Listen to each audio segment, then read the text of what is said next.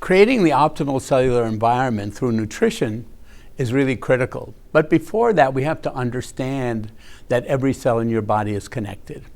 And rather than try to focus on making your skin better or your heart better or your liver, we should make every cell in your body better. So what is this a healthier, happier cell? Healthier, happier cell is a young cell that is full of water, that has a very strong cell membrane, that's resistant to damage, whether the damage is from microbes, radiation, free radicals, anything. So how does that happen? Well, the one thing to understand is when your cell is younger, the cell membranes are thicker. Cell membranes are made out of amino acids and lipids. Amino acids and lipids are building blocks of protein and the good fats that we know about. And then encouraging those cells to have more water in them. We all know that over time, as we get older, as we have disease, our cells become drier and drier. We see that in our skin, but it's happening to every cell in our body, especially somebody suffering from cancer going through chemotherapy, which is damaging all of those cells.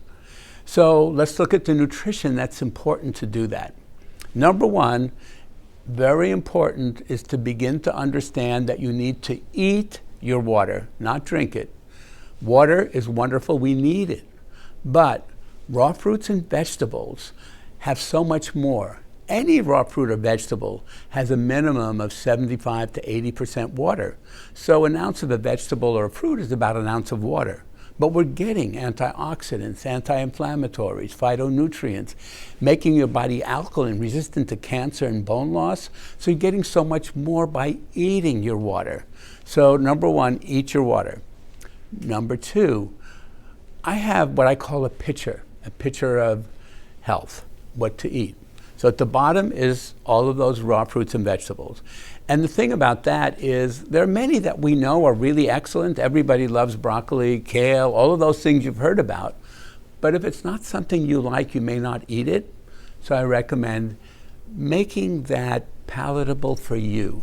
It's very important that you eat the foods that make you feel good, because what makes you feel good may not make somebody else feel good. All the scientists in the world can tell you what to eat, but if you don't like it, it's not going to really help you. So at the bottom of that pitcher is those raw fruits and vegetables. Right above it is eating whole grains. Whole grains are full of energy, but they also have a shell, and that shell helps encourage collagen production. Now people think collagen, well, that's for my face, I have wrinkles or something like that. Yes, it's true, there is collagen in your skin, but collagen makes up your blood vessels, your tendons, your ligaments, all of those things that connect, like the heart is connected to everything with blood vessels. Your muscle is connected to the bone with the tendon. All of those connections are important. So eating whole grains are important for that reason, plus a good source of energy. Above that is looking at that cell membrane, and how do we make it stronger? Well, eating the good amino acids. Now, I like what I call embryonic foods. Embryonic foods are eggs, beans, and seeds. Think about it. Chicken sits on an egg, I'll come to chick. So it's a complete food, eating those complete foods. I like sprouted foods, because then you're getting everything that nature provided at the embryo of that food.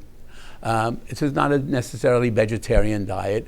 And of course, above that is the good fats, olive oil, flax seeds, cold water fish, all of those things.